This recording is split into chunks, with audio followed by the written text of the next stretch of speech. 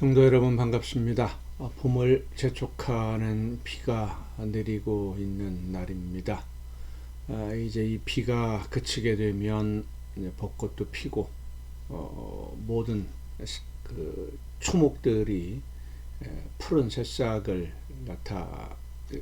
돋아내기 시작할 텐데, 우리의 심령도 또 우리 경제도 우리 사회도 하나님의 은혜 가운데 아름답게 다시 생동할 수 있는 그러한 계기가 될 수 있기를 바랍니다.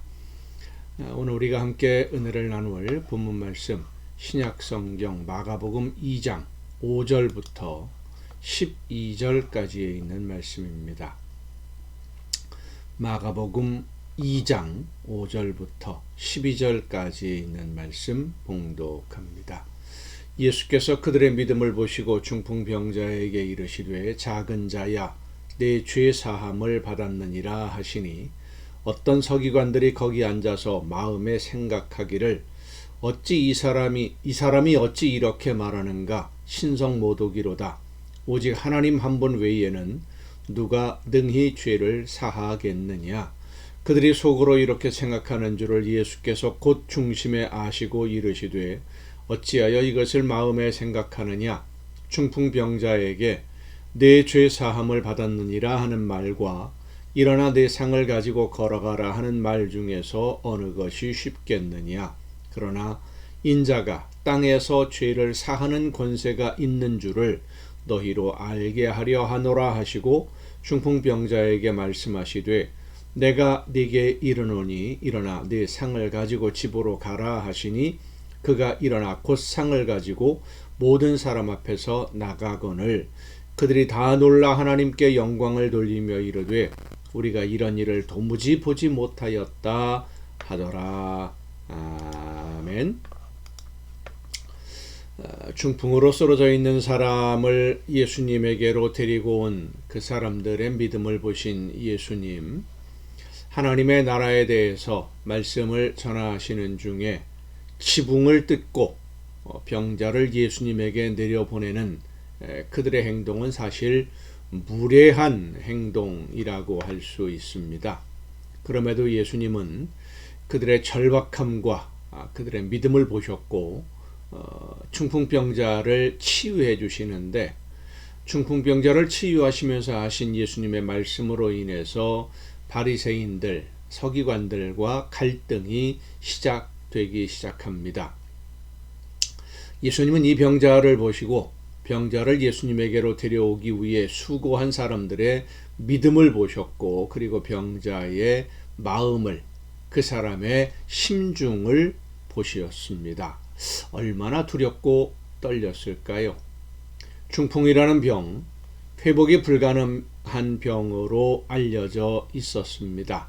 그래서 나병과 마찬가지로 하늘이 내리는 벌이라고 생각했고, 중풍으로 쓰러질 정도의 죄를 범하는 사람이라면 그 죄가 알려진 죄라고 한다면, 다른 사람들이 아는 죄라고 한다면 그 죄에 대해서 사람들이 이야기하면서 정죄하고 있었을 겁니다. 저 사람이 이러이러한 죄를 범한 사람이래, 이렇게. 또 사람들에게 알려지지 않은 죄가 있었다고 한다면 병자는 그 죄에 대한 두려움으로 가득 차 있었을 것입니다. 그런데 수많은 사람들이 바라보고 있는 가운데 지붕을 뚫고 예수님 앞에 놓여졌으니, 그 자리에 있던 대부분의 사람들의 생각에는 저 사람은 얼마나 중한 죄를 범해서 저런 병으로 쓰러져 있을까, 이렇게 생각하지 않겠습니까? 더욱이 지금 예수님은 하나님의 나라에 대해서 말씀을 전하시는 중인데, 죄인이, 그것도 중한 죄인이 하나님의 나라에 대한 말씀 전하는 것을 방해하고 나타났으니 더 눈총을 많이 받을 수밖에 없는 그런 상황이 된 것이죠. 이 병자가 어떤 사람이고 어떤 죄를 범했는지를 아는 사람들이라면, 혹시 그 자리에 있던 사람들 중에 그 사람의 됨됨이를 다 알고 있는 사람이 있다면 저 사람은 이러이러한 죄를 범한 아무개인데 여기가 어디라고 나타났을까 하면서 수근수근거리고 있었을 겁니다. 어떤 잘못을 범했는지 모르는 사람이나 또 그 사람이 누군지, 이 병자가 누군지 모르는 사람들은 저 사람은 무슨 중한 죄를 지어서 저런 병에 쓰러졌을까 수군대고 있지 않겠습니까?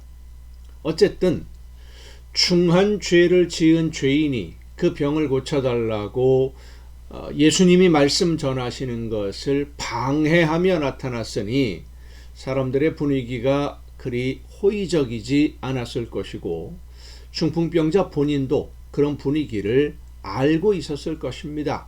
또 이 병자는 예수님이 자기가 범한 죄가 무엇인지를 다 안다면 그 죄의 문제를 이야기하실 수도 있고 이런 흉악한 죄를 지은 사람이 무슨 염치로 병을 고쳐달라고 하느냐 하며 책망을 들을 수도 있지 않겠습니까?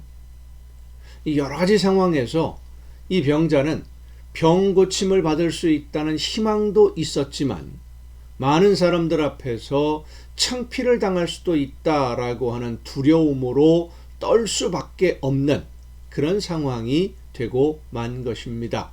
그때 예수님이 하신 말씀이 내 죄 사함을 받았느니라 입니다. 죄 사함을 받았느니라. 이어지는 서기관들의 대화에서 드러나듯이 예수님이 이 죄 사함의 문제를 굳이 말씀하지 않으셔도 되었지만 죄 사함의 문제를 먼저 언급하신 것은 예수님이 전하시는 하나님의 나라에 대한 말씀이 이 세상에서 연구하고 공부해서 얻을 수 있는 그런 지식으로서의 하나님의 말씀이 아니라 하나님의 나라에 대한 진실이다. 진짜로 하나님의 나라에 대한 말씀이다 라는 것을 사람들에게 알리기 위해서 이 말씀을 하신 것이다 라고 생각해 볼 수 있습니다. 예수님이 말씀을 전하시던 그 자리에는 바리새인들과 서기관들이 있었습니다. 그들은 평생을 율법을 연구하고 가르치는 일에 전념하는 그런 사람들이었는데 사람들이 듣기에도 서기관들, 바리새인들이 전하는 하나님의 말씀과 예수님이 전하시는 하나님의 나라에 대한 말씀은 분명히 차이가 있었어요.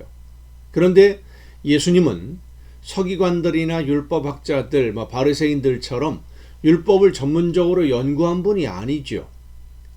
하나님의 나라에 대한 말씀을 그럼에도 불구하고 예수님이 전하고 있었는데 차이가 있다 보니까 바리새인들이나 서기관들의 입장에서는 예수님의 말씀을 있는 그대로 하나님의 말씀으로 받아들일 수가 없었던 겁니다. 지금까지 자기들이 알고 있던 것과 달랐거든요.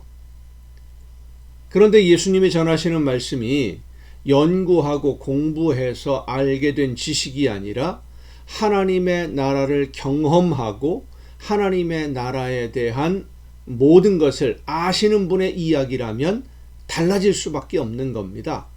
예수님은 죄를 용서하는 권세가 예수님에게 있다라고 말씀하심으로써 단순히 뛰어난 지혜로 하나님의 나라를 전하는 것이 아니라 하나님의 말씀을 전하는 것이 아니라 진짜 하나님의 나라를 전하고 있는 하나님이 보내신 분이라는 것을 모든 사람들에게 알려주시기 위해서 드러나게 하신 말씀이다 라고 생각할 수 있습니다.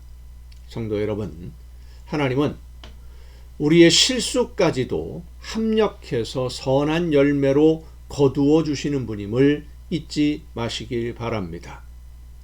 이 중풍병자, 하나님의 말씀을 전하는 예수님을 방해하며 지붕을 뚫고 예수님 앞에 내려왔고 중한 죄를 지은 죄인이라고 모든 사람들이 생각하는 그런 병자였지만 분위기를 깨고 하나님의 말씀을 전하는 예수님을 방해하는 일이 되었을 수도 있겠지만 그러나 예수님은 이 중풍병자를 데리고 온 사람들의 믿음을 보시고 그들의 그 실수와 잘못됨들을 책망하기보다는 오히려 예수님이 전하는 하나님의 말씀이 정말로 하나님의 말씀이라는 것을 증명하는 도구로 계기로, 그런 기회로 사용하셨던 거예요.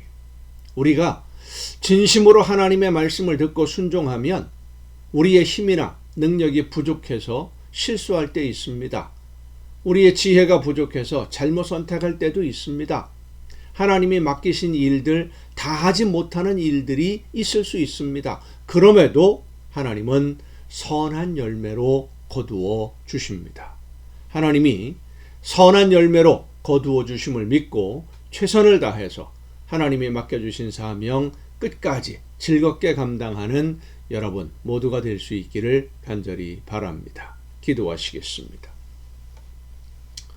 오늘도 크신 사랑으로 저희들을 인도하시며 우리의 발걸음을 이끌어 주시는 아버지 하나님, 지혜가 부족하고 지식이 부족해서 하나님이 원하시는 뜻대로 순종하지 못할 때도 있고, 잘못된 생각으로 어리석은 선택을 할 때도 있지만, 그러나 하나님은 그 모든 것을 합력해서 선한 열매를 거두어 주시는 줄로 믿습니다. 인간적인 생각과 개인의 욕심을 위해서가 아니라 정말로 하나님이 원하시는 대로 순종하고자 하는 믿음으로 오늘 나에게 말씀해 주시는 하나님의 음성을 듣고 최선을 다해 그 말씀을 따라 순종하는 우리 모두가 되고, 그래서 하나님이 거두어 주시는 아름다운 열매로 하나님께 영광 돌리는 우리 모두가 되게 하여 주시옵소서. 이 모든 말씀을 예수님의 이름으로 기도하옵나이다. 아멘.